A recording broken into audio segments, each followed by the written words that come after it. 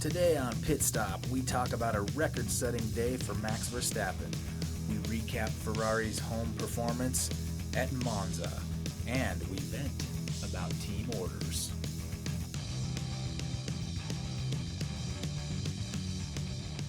Welcome to Pit Stop with Don and James. I'm Don. I'm James. James, how we doing, man? Yeah, doing really well actually. Great weekend. Love the Italian Grand Prix, so I'm feeling pretty good. How about you? Yeah, I thought that it was a moderately interesting race, and but altogether doing good. I'm glad to be back. I missed a week, and your dad came in and took care of business. So thanks again to Jim Strong, Uncle Yeah, Jim, or as you call him, Pops, Dad, pops. something. Yeah, yeah. He did a great job filling in. Had some great insight. Had a little disagreement, but that's okay. We can't. He can't be right all the time. Yeah, I watched the episode and I heard you guys going at it just a touch. I mean Yeah, that's how it's supposed to be.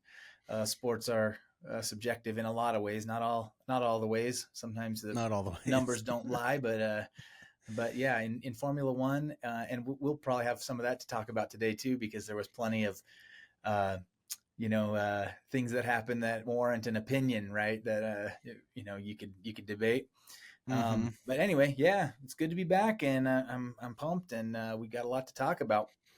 Yeah, man. Just to maybe start off, so just kind of as a refresher, Lewis Hamilton started down in 10th with a 5 place grid penalty from the previous race. So qualified fifth, a great outing for him, but starting 10th, not terrible, still in the top 10. Um, and then we had Hadjar and Gasly, who started from the pit lane since they modified cars under Park Ferme to get the race started.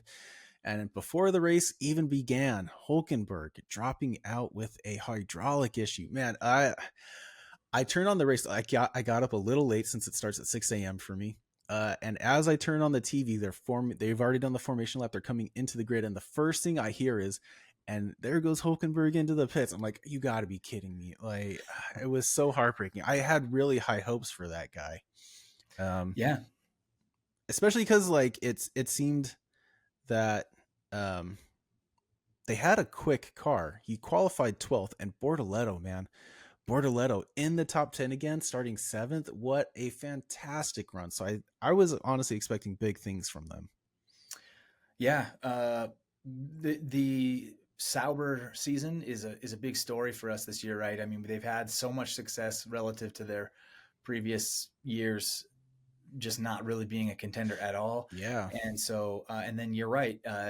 Bortoletto finished the race P8, another great result for Gabriel. And so we have reason to believe that Hulkenberg could have done something too in that car. He's pulled out some impressive results over the course of this year. So yeah, real bummer that failed him. You know, I didn't get a chance to lament last week because I was I was out, but just like um, Lando's car failure really shook things up right last year. Some of these reliability issues. This is the Yeah. time of season in the modern era where even though the cars are more reliable, they've been running on a lot of parts that have gone a lot of miles at very high speeds, and so there could be stuff that starts to fail, and then we also see other stuff like what you mentioned at the beginning, a couple guys having to change out things that ends up getting them penalties starting from the pit lane. So yeah, we're Right. at that point. Yeah. It was. I know you're a big uh, McLaren fan, and I'm even rocking the McLaren today in honor of how well they did. Yeah, With my signature Williams hat. of But course. I'm sure you were a little bummed out about uh, Norris last time around. Even though you're a Piastri fan, it still gotta hurt to see Norris not finish the race last Yeah, weekend. yeah, that was a that was a bummer. I just as a little anecdote, we were watching the race.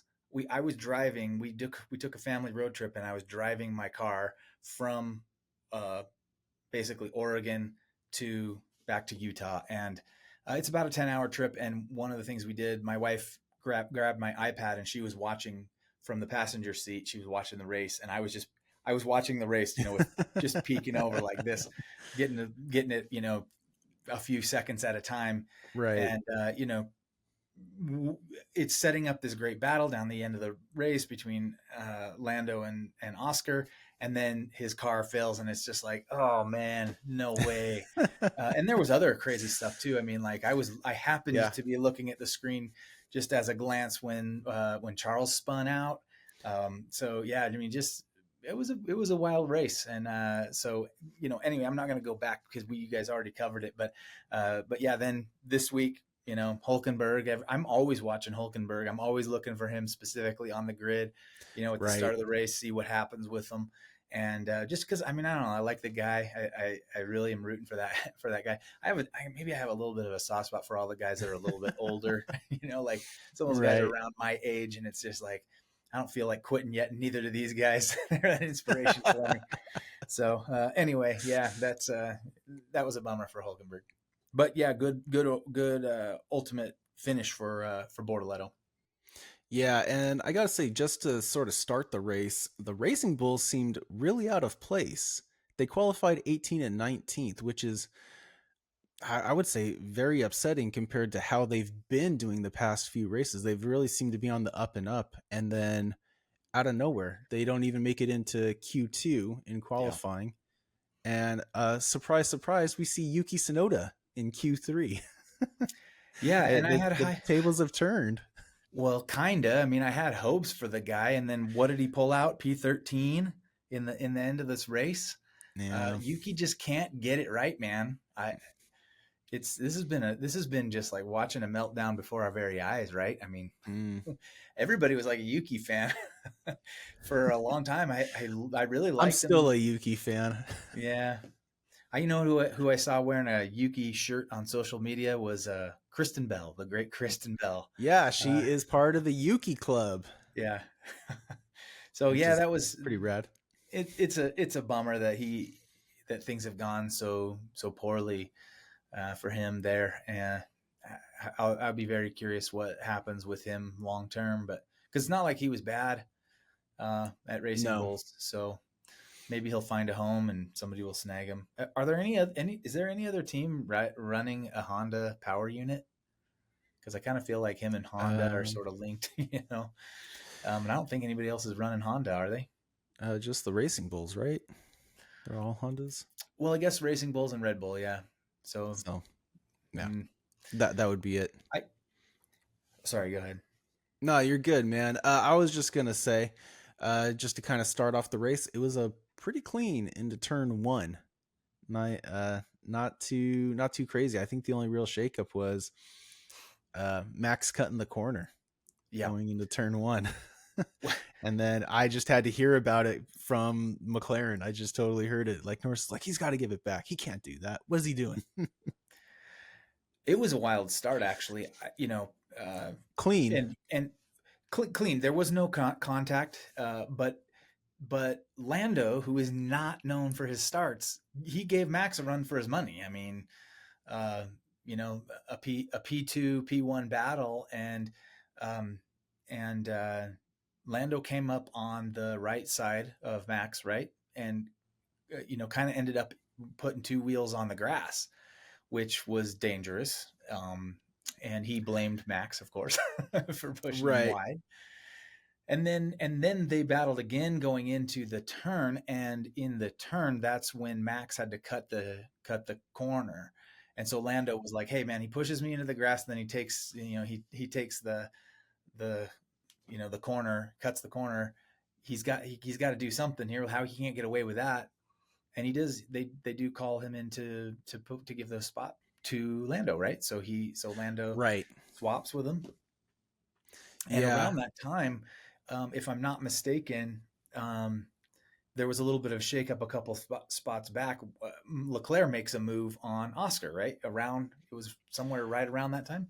Right around that time. Well, I want to go back to the Max and Norris thing. So, man, it's so hard to say because when you go back and watch the replay, Max Mm-hmm. is going straight. It's the track that actually ends at that part from the pit lane, moving over, and it just gets narrow as you go down to turn 1, 2, and that first chicane.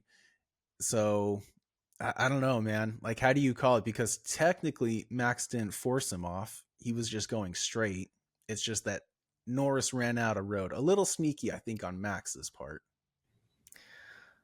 Yeah, I mean Max isn't one to give room, Right. Yeah. but yeah, I mean, yeah, I didn't. I mean, to be honest with you, I didn't really watch it that close, and I was a little surprised that they made him give the spot back because Lando never actually took the spot, right? He never was ahead of him. Uh, it's really hard to say. In all fairness, Norris pushed him wide in the first chicane, so it could have gone either way, really. But you're right. Leclerc did move up to P3. Bortoleto also moved up to P6 on the opening lap and started to bring the fight to Russell. That was not on my bingo card, seeing Bortoleto and Russell going elbows out on each other. Yeah, never would have guessed that myself either. It was Um, nice to watch until they got up to speed and Russell just kind of left him behind. right. You know, Russell, I mentioned to my wife while we were watching the race today, Russell has just been, I think we've mentioned it. I think it was maybe your observation before that he's just kind of sneakily putting away like Oh, decent, yeah.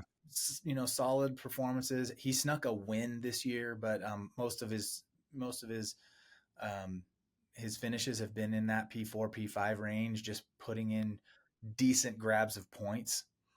And he did it again today. Like there was very little coverage of him on the broadcast, but he just kept grinding away and came out P5, Yeah. and did some defending. Yeah. So, Yeah, man. Just um, having a silent season, but racking in great points. And yeah, I mean, he's still what? Sixth is where he is? No, he's fourth. He's yeah, fourth he's in the fourth, standings. and Yeah. he wasn't that far behind Max for P3.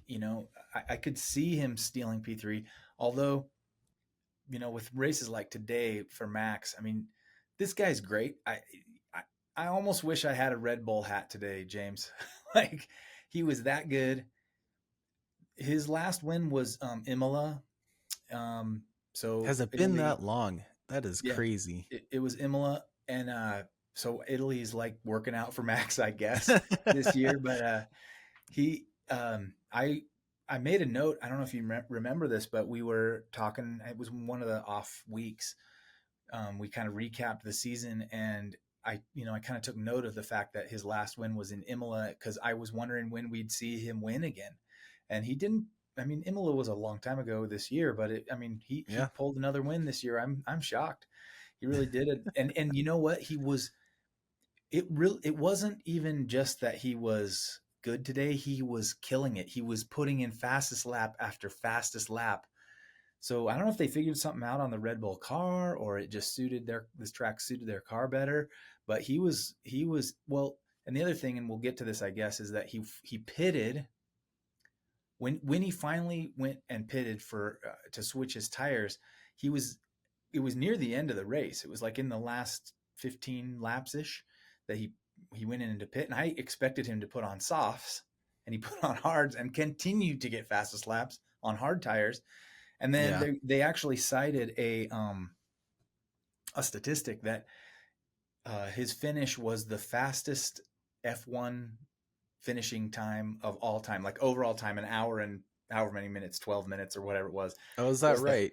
of all races, every track, it was the shortest run, the shortest run of any race. So You know what anyway, it was interesting.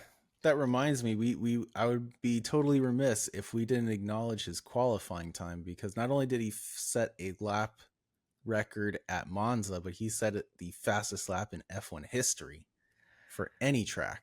Yeah, insane, right? Absolutely insane. I mean, I don't think you're gonna grab that accolade if you're racing around a place like Spa, Right. right? Like it's just too long a Laps track. too So, long. but this track, it's pretty flat out. So, good for him. Setting a new lap record. I believe he took it away from Hamilton, if I remember correctly.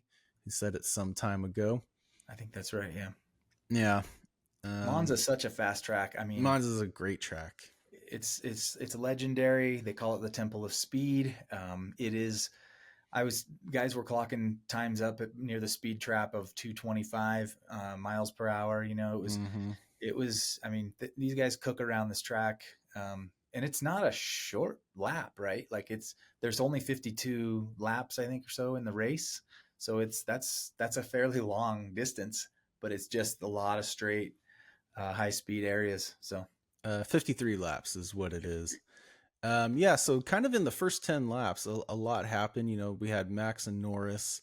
We had Leclerc up to P3, Bortoletto up to P6. Uh, Piastri got back by Charles into P3 on lap 6. Hamilton by lap 7 was up to P6 himself. Kimi Antonelli dropping down to P10 after qualifying so well. He had a fantastic start, starting in sixth, and then just had a bit of Norris luck and dropped down within the first handful of laps. So, and then I do think I don't know if you saw it, but Esteban Ocon got a 5-second penalty for forcing Stroll off of the track down into the second chicane, yep.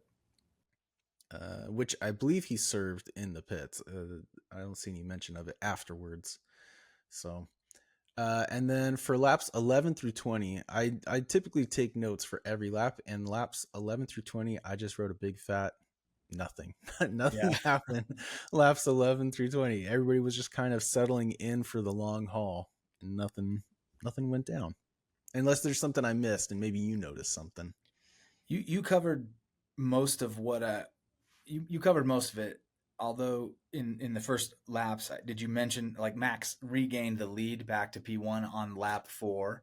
He did. Um, You're right. and then Hamilton, you mentioned he made up some positions. He was up to P6 by lap 6. I mean, it Yeah. was really a good drive for Hamilton given where he started. I was like, man, this guy just he can't find it with the Ferrari, and I mean Ferrari has just consistently been putting in these results like they have been today. You know, mid point scoring.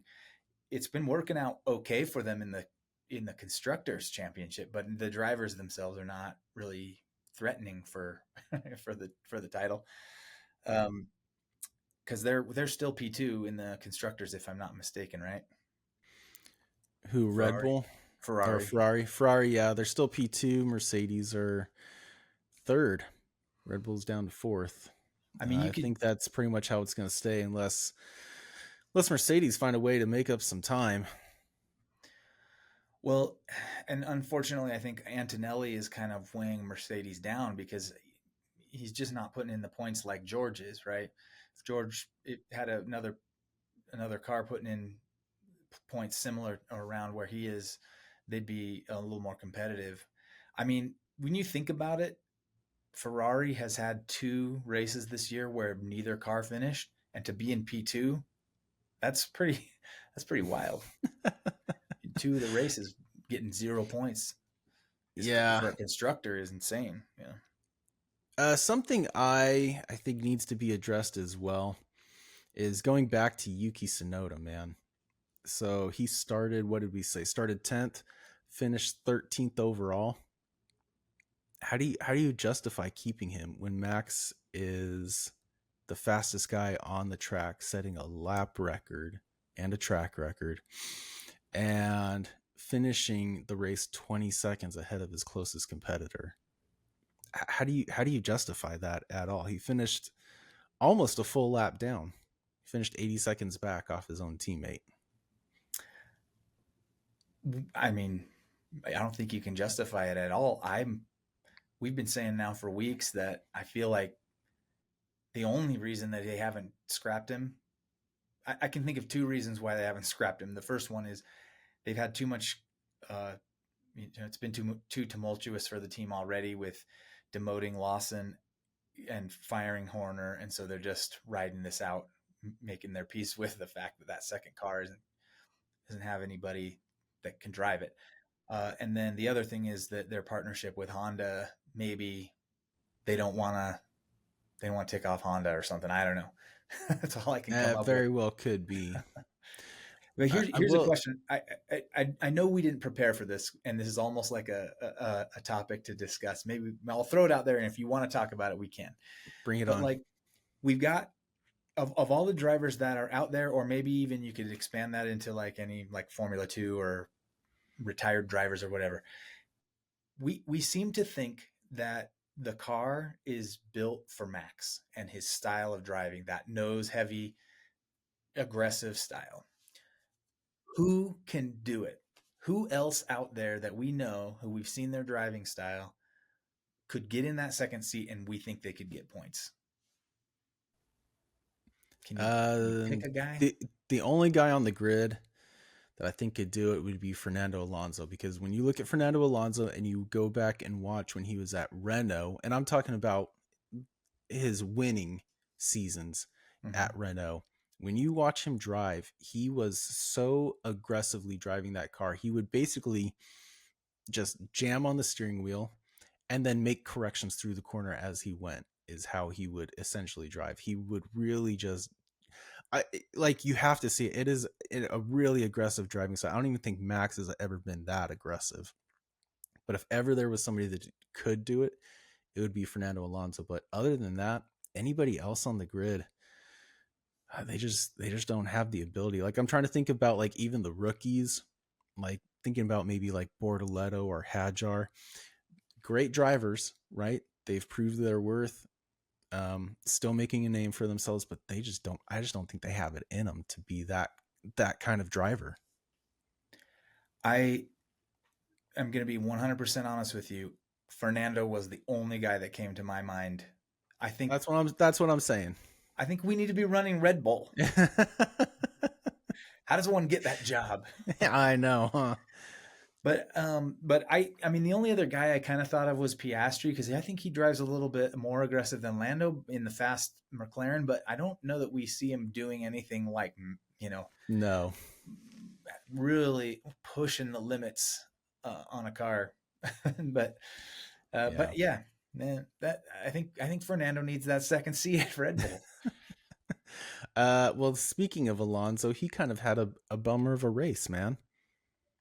Well, before we get to that, I really have a bone to pick with the broadcasters again, Okay. because during qualifying, after the McLarens the came across the start finish line to set their final times, they they switch cameras and they look inside the garage at, I don't know, whoever's there, right? The VIPs or whatever that are in the garage celebrating. Totally missing Max Verstappen coming over the line and setting the fastest lap, right? Like, we tune in to see the live sport. That is what I'm paying for. That is what I want to see. I want to see the live sport. I don't want to see the replay or the highlight of it. I want to see it as it's happening in real time. So, and then they did it again during the race.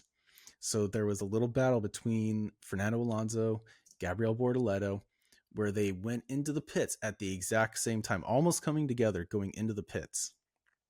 And right when they're about to exit the pits, the camera switches and you're watching, and like, you don't get to watch it. You watch them come out. You don't see the actual action happen. What are they doing? Because then they went back again and they showed the replay of it happening. Like, who's running this thing? Because normally, I will say, the people that are running the broadcast do a really good job, but this year, man, like, I've had so many issues with them botching it.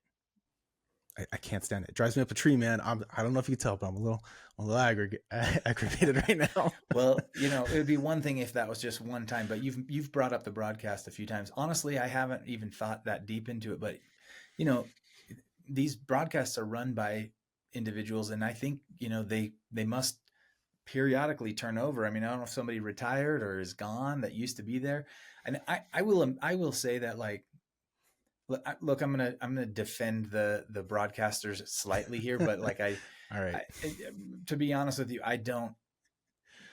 They just need to get better at what they're doing because they I, I can imagine that an event like a Formula One Grand Prix is hard to cover. Like if you're doing basketball or you're doing football, you kind of have one area to focus your camera work on. And I mean, you can cut to an up close shot here or there, and they do that. But for the most part, you can catch most of the action with one wide shot or an overhead. And with Formula One, you've got people with cameras all around, a 3 to 5 mile circuit, and I think it would be kind of tricky to cover. One of the things I will say that I wish that we had was a better overhead shot.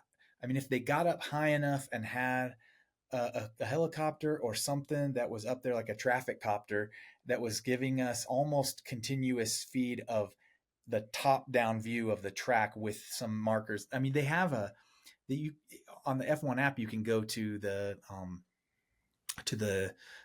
circuit map and watch where they are, but you want to see the cars because you don't see Right. really what's going on. And if there's a bunched up group, there could be action that you could kind of get a sense of what was happening from an overhead shot, So I don't know if that's too expensive to do or what, but if they had some way to get up above the track, I think that would be pretty awesome and a valuable addition. But yeah, what broadcast do you usually watch? Do you watch on the F1 app? Do you watch ESPN or do you watch the international broadcast? I watch on the F1 app on the TV is what I watch, and I'll go back between the American commentary and the British commentary, but the shots are usually the same. They're not too It's just the differentiated. commentary, okay? It's just the commentary. Um, the Max Verstappen could be a little bit more forgivable, I guess, right? Somebody's not paying attention to where the cars are on track and don't know that Verstappen's making a run up. But for the Bortoleto Alonso pit miss, like they're already following the action. All they have to do is just go to the next camera that can actually Yeah, look at the pit lane, which during the replay we saw that they had. So it's not like they didn't have the camera yeah, available. yeah. It's It like just somebody's in the control room and they're making a call, and maybe what they're saying is they see Bortoleto coming in. Alonso, I believe, was right behind him, right? And right. then uh, I mean, that in and of itself is not a very tantalizing thing to watch. Is these two guys go that are in the middle of the pack doing a pit stop, and so maybe they didn't realize that it was going to be as impactful as it was, and they were Yeah, just like, okay, get us maybe. out of this and go to like some other, show me turn 5 or whatever, and then they put turn 5 up there, and then all of a sudden the guy on the camera down the pit lane's like, holy, holy Yeah. crap, there's something happening here, and that was a really interesting, and ultimately what they did broadcast, I felt like was a very interesting thing. It is a shame, like you said, that they didn't get it in real time, but a few seconds after it happened, you rarely get a shot that you can see like that where you see that Alonso is behind coming into the pits, but it gets ahead coming out of the pits, and it's because of a poor pit stop, right? The poor pit stop for Bortoleto and the Sauber team was just enough to let Alonso get ahead, and so you don't see that the guy behind takes the lead basically in the pit. That was Yeah. interesting. So it was a good one all the way up until lap 25, where Alonso suffered suspension failure, of all things, coming out of the curbs of the Ascari chicane. Made it back to the pits and retired. Super bummed out. That was on lap 25. Something a little more interesting. Lap 25, Williams giving the team orders for Albon and Sainz to switch, with Albon going ahead. I will say they did make the right call, because once Albon got ahead, he just kind of left him. Sainz had come on several times during and saying, like there was things wrong with his battery, just didn't have the power down. So I think it was the right call to get Albon ahead. Uh, as much as it pains me, but I mean, when you start right next to each other, I don't really know what you expect. You're going to have to play the team game. Right. Yeah. Um, I hate team orders. I mean, and we're going to talk about this a little bit, I think, Yeah, later we on. will. But I mean, I just don't like it almost ever. And I mean, I get it, I can understand it, but it's just as a fan, it's just something I don't like when they have to do. And you know, you're right. They made the right call for the team. Albon was the faster car. Let him rip. So, Yeah. And then I got to ask you, what do you think about Lawson and Yuki coming together? um, I mean, that's an interesting crash, right? Or like the two of those guys. I wonder if there's any bad blood at all. between those guys, given that Yuki and him swap spots, and on the team. Yeah, I, I'm sure they're not friends in real life. if I'm being honest, I didn't really like go back to watch what happened. What can you tell me about it? Just going down into the second chicane, just kind of tapped each other a little bit. Um, it seems like the second chicane is really where all the action happened, because coming up a little later, we saw a worse version of that, of their come together with Signs and Behrman actually Yep. looping it. Yeah. Um, I gotta say, I think it's Signs' fault on this one, as much as it pains me. But in my heart of hearts, man, I know it was Signs'. I just think Signs was not expecting for Behrman to actually keep the fight going. I think Signs was like, "Oh, I'm ahead. Behrman's gonna have to back off to make the chicane. It's a fairly tight chicane, right? A quick left, right. Um, but Behrman, man, he just kept his nose in it, and which is weird because Behrman's the one that receives the 10-second penalty for causing a collision. I don't really know if that's justified. If anything, I would say it's a racing incident. I don't. Part of my issue with that is the racing accidents are going to happen. I don't think a 10-second penalty is really warranted. It's not. I don't think he did it intentionally. Yeah, yeah.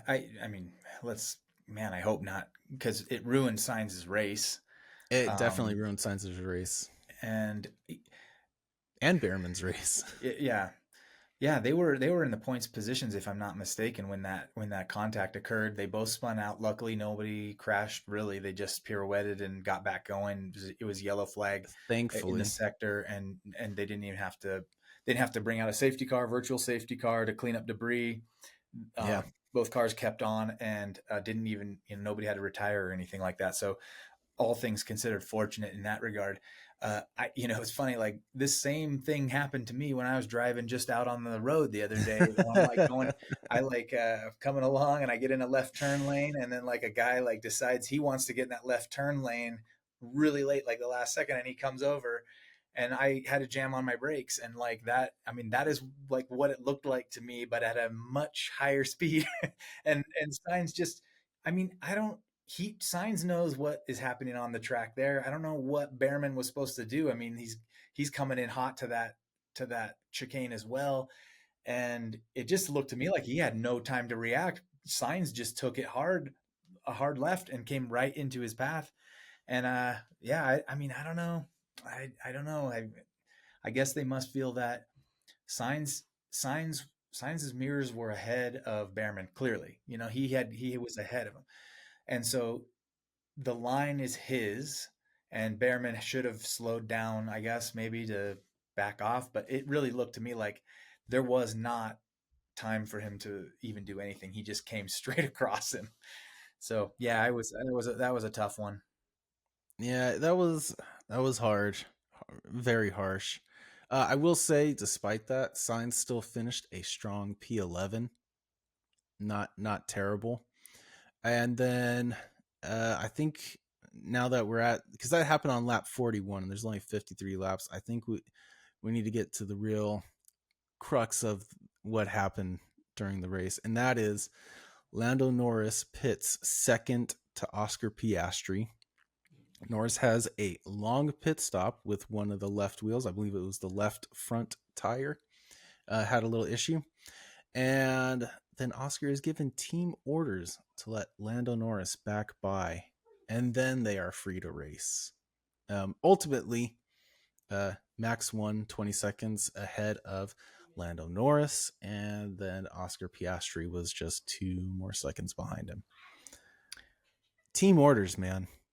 Team orders. And I will say they referenced Budapest of last year as stating why Oscar should let Lando Norris back, because last year I went back and watched it, and it all happened on lap 46.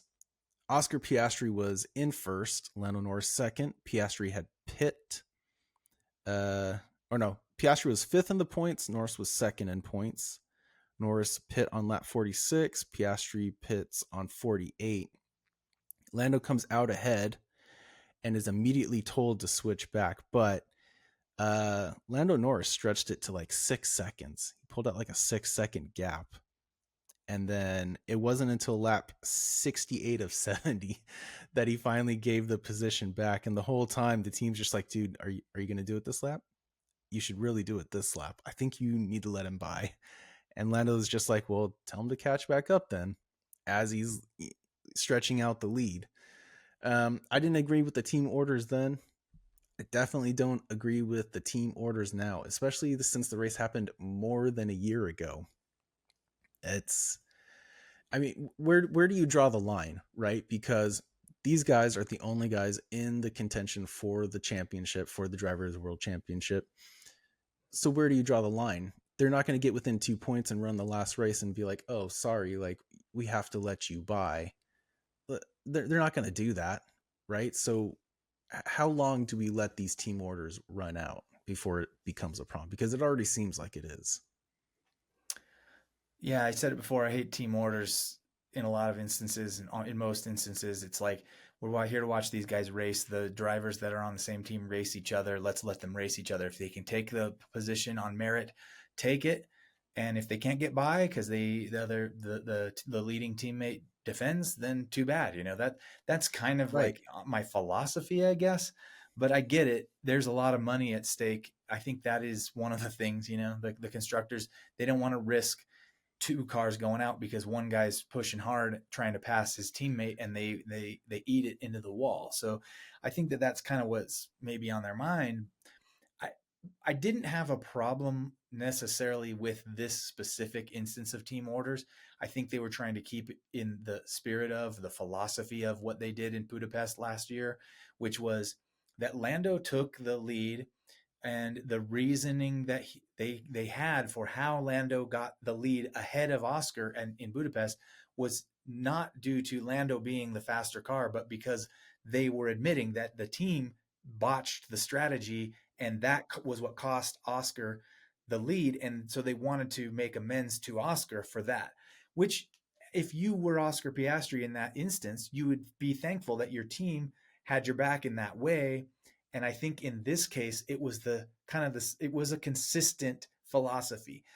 Lando came in to the pits and lost the position because somebody on the pit crew messed up, not because of anything he did, right? So I think the team was saying, look, the team messed up, you earned P2, we're giving you P2. And so it's, you can see, I mean, I could see why they did it, and they were being consistent with the philosophy. So if that's how they want to do things, I guess that's fine. I think the flip side of that coin, and maybe this is what you're thinking, is like, this is racing. These kinds of mistakes are part of racing. Strategy mistakes, pit crew mistakes, contact, all of these different things, they're part of the game. And so if you're if you're the victim of one of those things, you live with it. Or as we hear in parenting these days, you get what you get and you don't throw a fit. Yeah, exactly. It's so funny you say that because that's exactly what I was going to say. Like, this is racing. Like, it's all part of everything you're there to watch, right? Like, people make mistakes, people crash, people collide. Uh, the pit crews make mistakes.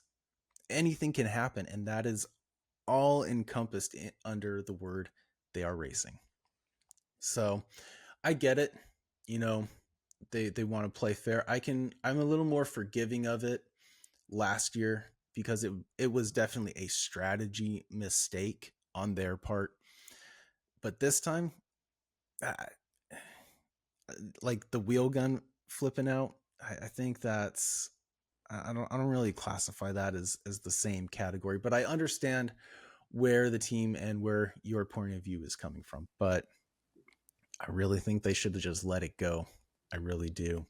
Yeah. Not that it matters. I think Oscar has a pretty comfortable lead at the moment. So, but I would hate to get to the very end and be like, well, this is the race that lost Oscar, lost Oscar the championship. Yeah. Um, but but in all fairness, it really is them, and they are going to have to draw a line at some point because they both want to win it, and only Yeah. one of them can. So, Well, and you bring up a good point because there is more at stake this year than there was last year. I mean, I guess at the point of Budapest, it was too early to say that neither one of those McLaren guys was going to win the drivers' championship. Having said that, you know, it wasn't clear at that point for anyone with that in Budapest last year that anyone was going to win it. So, and right. ultimately that change or that call to change positions didn't impact one guy getting the championship versus not getting it, which could be the case this year, and that is huge. You know, that's a lot at stake. So, but yeah, Yeah. It almost lost Oscar his P4 last year because he only finished 2 points ahead of Signs. So every point was happening. It didn't really yeah, hurt Lando too much because I think he was still like 60 points behind by the very end. So, yeah. but this year, you are right, man. It is a lot more at stake, and I don't know. Zach Brown's in a very tough position at the moment. He's, it's easy to be friends with your teammate when you're trying to build a team and get it up, which I think Lando and Oscar are pretty good friends. They're all usually all smiles at each other. But you look to history, man. Once the championship is on the line, you don't. There's no friendship in that. Oh yeah, yeah. I mean, the odds of you winning a championship slim, winning again very slim. So yeah, you got to take it when you can get it, and both of these guys, I think, are looking at that. That's why I think that's maybe the number one story of the year for Formula One. McLaren have the championship in the bag. I don't know that mathematically it's sealed up, but it's as close as it can be. And I heard them say that it could be sealed up as early as some race, and it escapes me which race they said. But yeah, they've over doubled Ferrari for P2 who's in P2 for the driver or the constructors championship. So the constructors is McLaren's, and like you said earlier, one of these two guys is going to be the champ, and it's just a matter of who. And Oscar is right now. The odds would point to him because he's driving well, but he's also got a bit of a lead.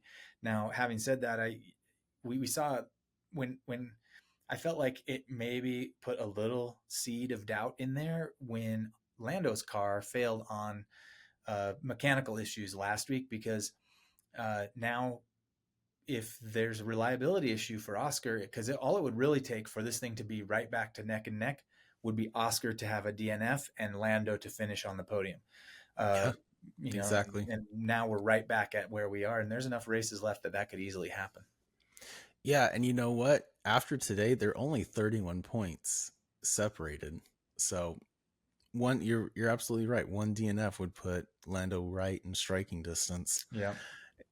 Um, just kind of maybe like a side point. Did you did you hear the radio message of Max Verstappen and his pit wall talking about the McLaren switching places? Oh yeah, man, that cracked me right up. I mean, Dude, Max I was dying. he laughed and was like, "What? Because of a slow pit stop?" Like he had your very take on this He's right got there my very while he take was on it driving. because yeah, Verstappen wouldn't have like given any quarter for it. Yeah. Just totally different mindset over at Red Bull, Mhm. I guess. Yeah, yeah. I think that is right. It's a philosophical difference, and we've seen. I think Zach Brown is a super competitive guy, but he's trying to build a culture of I don't even know like what it is, like camaraderie and respect Yeah, and fairness or something like that. And exactly. I mean, I can appreciate that. Having been a person who manages other human beings, I can get it. Never managed the likes of a Formula One driver, but but uh, I I guess I can kind of appreciate what they're doing. Like I said, I maybe I'm just trying to hedge my bet a little bit too much here, but like I can understand what they're doing. I have empathy and understanding towards what they're doing. I don't like it because I just don't like team orders most of the time. I just don't like to see it. I want to see the races decided on hard battles on the track. That's what I want to see. So Yeah. But overall, I would say a very decent race. It's great to see Max back on the top step, solidifying his P3 in the Drivers' Championship over George Russell, who he's only got 36 points ahead of. But my man, Alexander Albon, coming in from 14th all the way up to 7, moving up 7 spots, man. What a fantastic race. I was so thrilled. And then another big mover, Isaac Hadjar, starting all the way down in from the pit lane in Yeah, P19, starting from the pit lane and finishing top 10, solidifying with a 10th spot.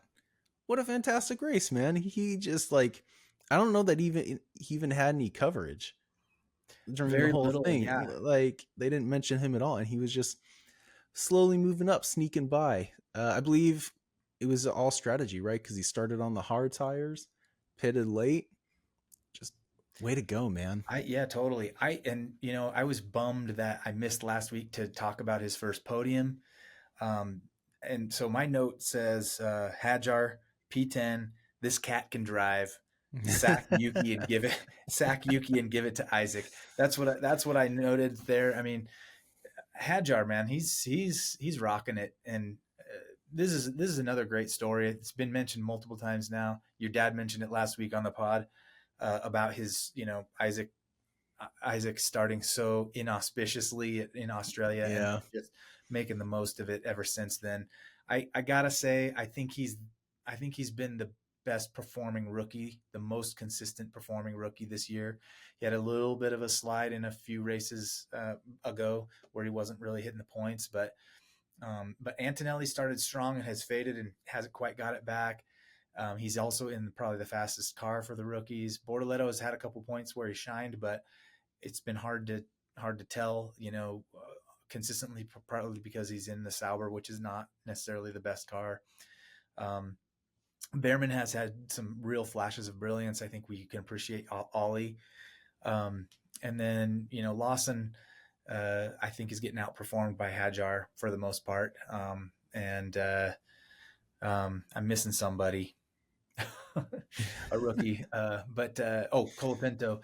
I mean, Colapinto's been nowhere to be found, and you know, The Alpines have just seemed to fall off. yeah, the Alpine is not a good car. It's just not, and they've had a couple little bright spots, but very few. Um, so yeah, Yeah. I'm giving it up to Isaac right now. I dig this guy. I think he's great. Yeah. I do got to give a shout out to the Ferrari guys. Charles Leclerc coming P4, Lewis Hamilton coming P6. Of course, Leclerc didn't really move anywhere. He started fourth and finished fourth, but um, Lewis Hamilton starting 10th and moving all the way up to sixth. I think that was a pretty stinking good race from him. So, uh, Yeah, a home race for a Ferrari, right? Monza. with a great livery. Um, Yeah, the Nicky Lauda tribute, red and white. I liked it. mhm. It was great looking, man. With the blue shirts cruising around. Yeah, Sharp, absolutely sharp. yeah, yeah. Um, I will say, I mean,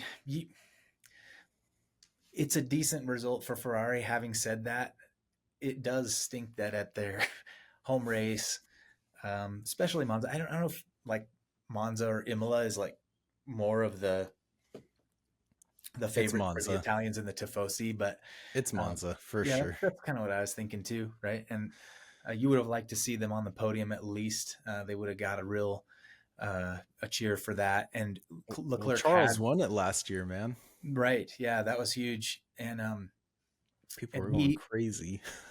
he he had P3 there for a very brief time before Oscar got it back from him. Yeah. And Oscar was griping about that too.